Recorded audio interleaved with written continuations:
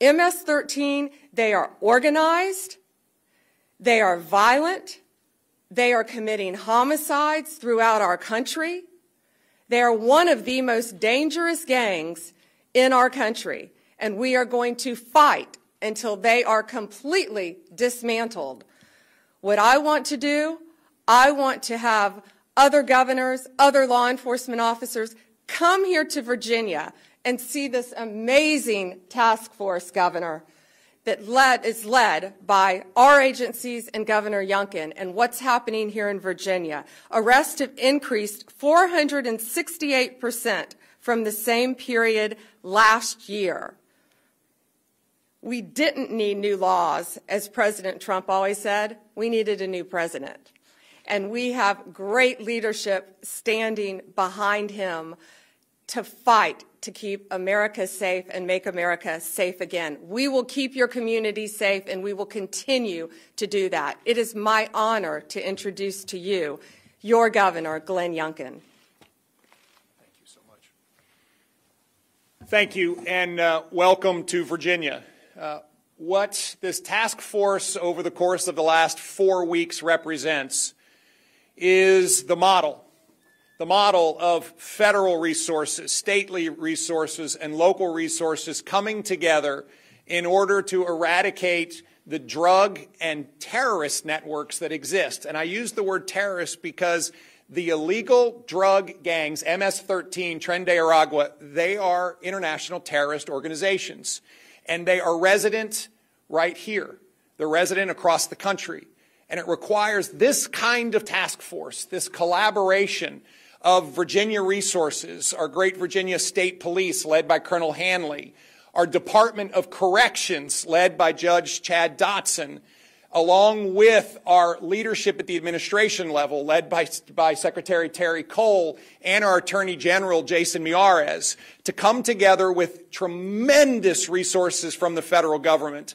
And systematically over the last 4 weeks we have gone to work untangling, gone to work putting together the cases and arresting these horrific criminals, these criminals that live in our neighborhoods. The arrest this morning was in Dale City in Prince William County, right here in Northern Virginia, one of the best areas in America. And it was one of the top leaders of MS-13 living here, an illegal immigrant, and that illegal immigrant's going to go back to where he came from. But most importantly, it's this effort that has been enabled by the Trump administration. President Trump said, get the bad guys. I've been working on this literally for the first 3 years of our administration with little to no help from the senior leadership in the federal government and the Biden administration. On day one, we went to work signing a 287G memorandum. It took us 20 hours to get it done. I was able to deputize our state police and our Department of Correction members to go to work in this task force. I want to thank General Bondi. From the second she assumed her position, she was here with us. I want to thank Director Patel. From the second he assumed his position, he was here with us. Resources, capabilities. But I most importantly want to thank the men and women who every day put their lives on the line. These folks go to work with a bulletproof vest on, and they so rarely have anyone say thank you. And today, they deserve a huge thank you, but they deserve a thank you every single day. Over the last 4 weeks, 340 horrific criminals have been arrested here in Northern Virginia. And that allows me to make one last comment. Local jurisdictions that claim sanctuary city status are absolutely unacceptable. Look who's in your community. Look who's living around the corner from citizens that are going to work trying to build their lives in a place that's the best place in America to live and work and raise a family. And yet we have one of the top 3 operatives from the most dangerous gang in America and the world living around the corner, and you sanctuary cities want to give refuge to them. Listen, it's time for us to recognize that Virginia is not a sanctuary state. We are working to get the bad guys out of here. And if you are a local jurisdiction and not helping us and not cooperating with us, you are working against the safety of all of those men and women that call your jurisdiction home. This task force is a sustainable effort, not a one and done. And that is the most impactful part of it. We get to continue to work together to, yes, General Bondi, make America safe again and make Virginia the safest state in America. I just want to thank everyone for their tremendous efforts. And now I want to hand it over to the U.S. Attorney of Virginia's Eastern District, Eric Siebert. Thank you, Governor. On March 3rd, we officially launched the operations as part of this Homeland Security Task Force. And this is first of its kind in the nation. It's interagency, which makes it unique. And it combines federal, state, and local resources to identify and arrest the most violent gang offenders in the Eastern District of Virginia. So working with our partners of all 4 divisions in the Eastern District of Virginia, we have created an intelligence-based model. And that's the focus, is intelligence-based, that drives this moving forward. So we can focus our attention on the transnational organized groups, such as MS-13, that have long plagued our communities. So in less than a month, we have identified 575 targets. We've arrested 342 of those targets, many of them with illegal status. And of the 342 arrested, we've identified 81 individuals with gang or transnational crime affiliation. The Eastern District of Virginia U.S. Attorney's Office has already done 73 federal criminal complaints charging these individuals. And between federal and state partners, we've obtained and executed 39 search warrants. We're already hearing in the community that our efforts are having a deterrent effect on these gangs. And so moving forward with the information that we've obtained from our arrests and search warrants, we plan to use the task force model to continue to identify these bad actors and prioritize the rest of the most violent transnational criminals. I want to thank Attorney General Bondi, Governor Youngkin, FBI Director Patel, DA Administrator Waltz, and Secretary Cole for your trust on this and support of this Virginia task force. And I also want to thank the hard work of the agents and the special agents of Virginia State Police and the federal agents, and also the AUSAs. My prosecutors have been working around the clock to support this task force. And despite the tremendous success of this task force, I want the public to know this is just the beginning of our efforts. We have a sense of urgency on this, and we do not plan on stopping until every one of these violent gang members is off the streets. And to the criminals, I just have to say, we're coming. So at this time, I'd like to turn this over to FBI Director Patel.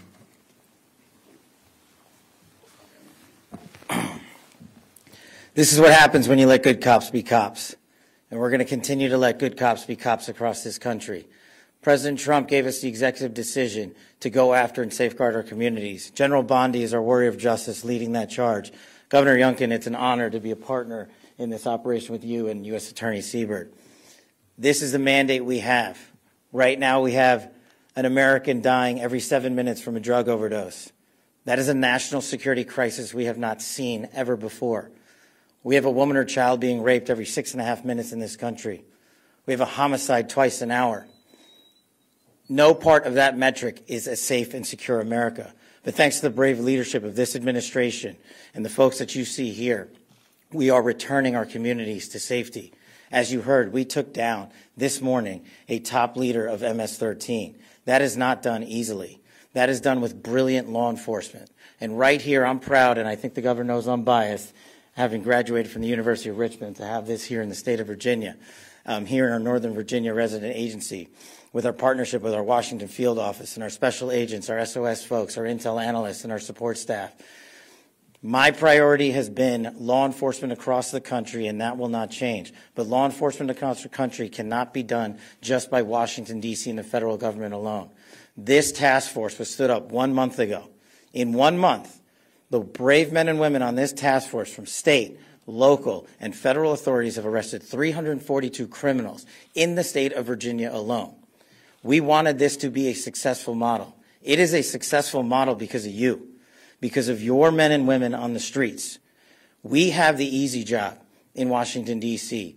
You take it to the max every single day. You put your safety on the line. You put your selfless desires ahead of going home and seeing your families at night because you care more about safeguarding our schools and our community than you do your own safety. So we will always have the backs of good cops because you have the backs of the American people. And this task force is going to go everywhere it is needed across the United States to bring the form of justice and measured security and safety that our American citizens deserve. It is an America First model because we live in the United States of America. And if you are here illegally, you will not be here any longer. And if you are going to continue to commit acts of violent crime, you will meet the same fate that this individual did this morning. And I just want to reiterate what our partners said behind us. This is not possible without the folks that do the job every single day.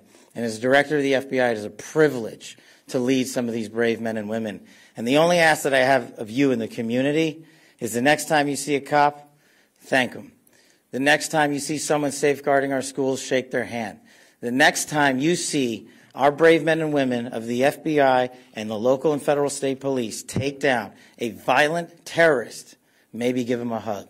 Because those guys, those gals, are the ones that are going to continue to keep our city safe. And we will not stop until this national security crisis is recognized, brought into check, and eliminated. Thank you. Questions? Amber from Daily Caller. Thanks. Hey, Amber. First question is, how long was this individual living in the United States illegally and operating as a leader of MS-13? And then two, MS-13 has been a huge problem in Virginia for several years now. How many members of that gang do you believe are currently operating in the state?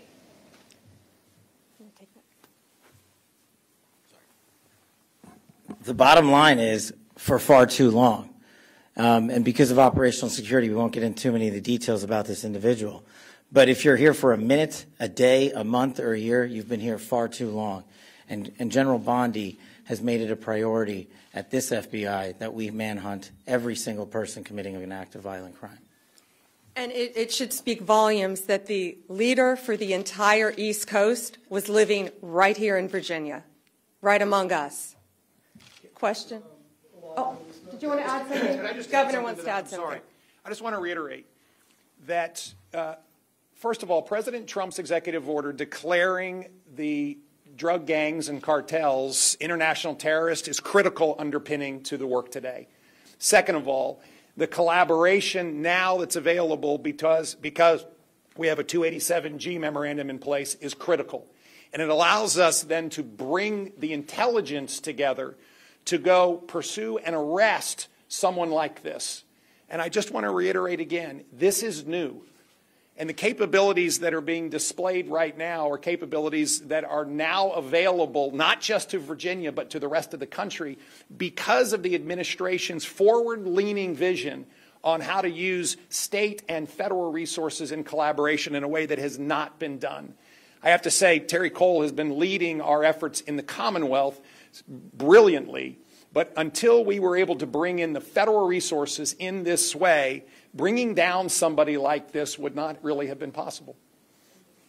And Governor Youngkin and I, once again, are going to offer this to every governor in our country. Let's see who takes us up on this to keep their states safe. Questions? Hi. I have been here, there's hundreds of these arrests happening so quickly. Have these individuals been identified under the Biden administration? Was there a paper trail of these people? Were they all identified and targeted with the Trump administration in place? And I also want to hear from the governor, too, on Fairfax County. We have heard in recent years issues about the sanctuary policies there, people who are dangerous, illegal aliens, suspected, being set free from communities and then committing other crimes. I'm curious what we do from there. So first, many had been identified. They had been living here. Many had been identified. Living here, they were let freely into our country. All of these illegal aliens. I had gone to that border in September. Nothing humane was happening at that border. Passports stacked everywhere. Everywhere, from every country you can imagine, people freely walking across our borders, fighting age men coming into our country. And this is the result of Joe Biden's open border policy.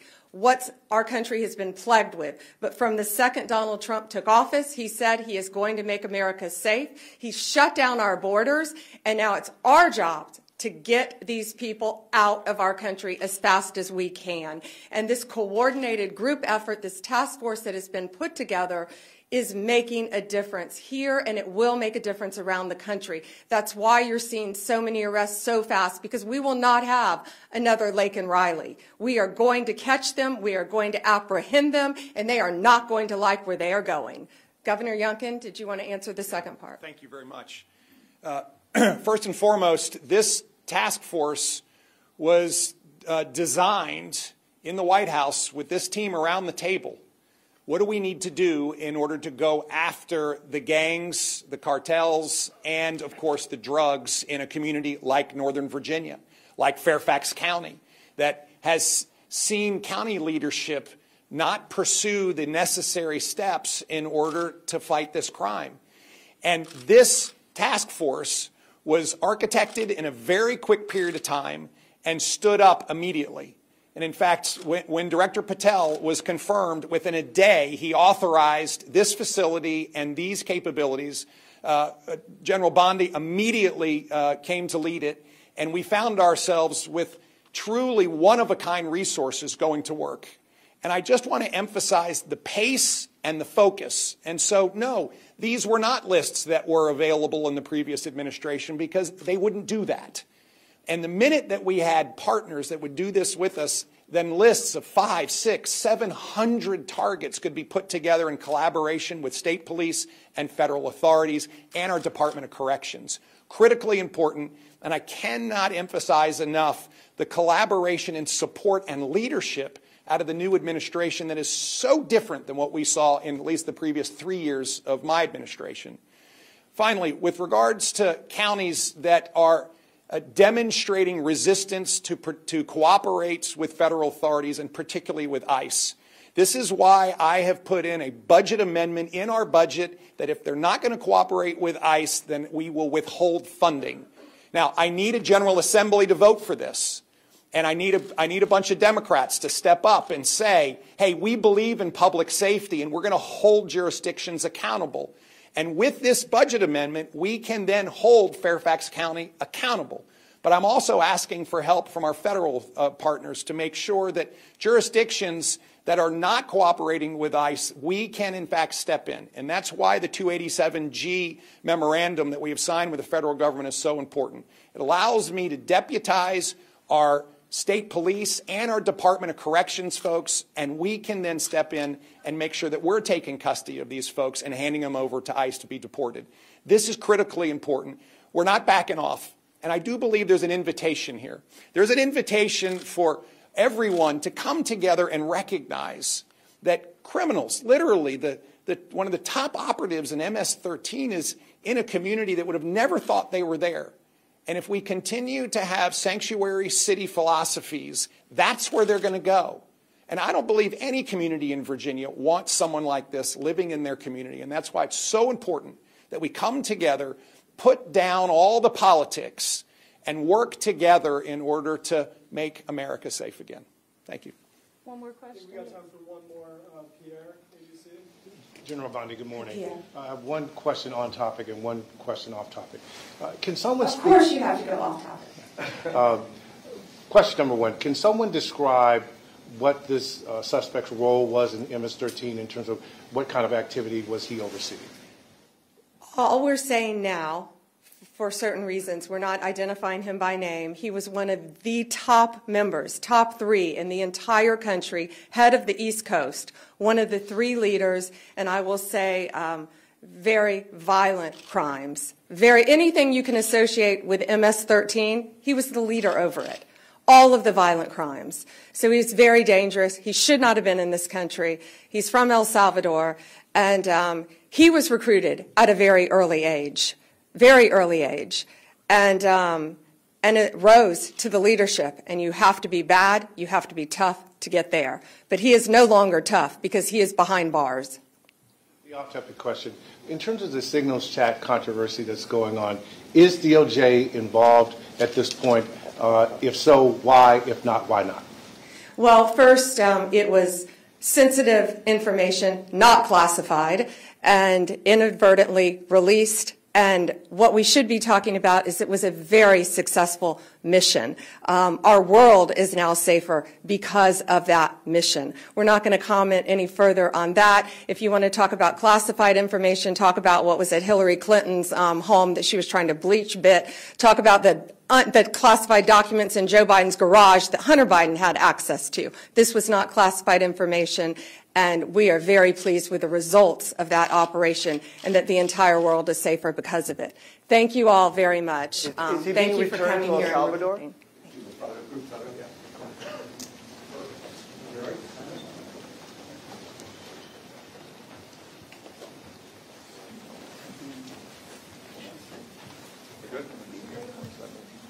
Can we hang on one second? Hey, Terry, can you come up? Nice job. No, come on. Jump up. Here we go. Here we go. You guys ready? Here we go. All right, 1, 2, 3.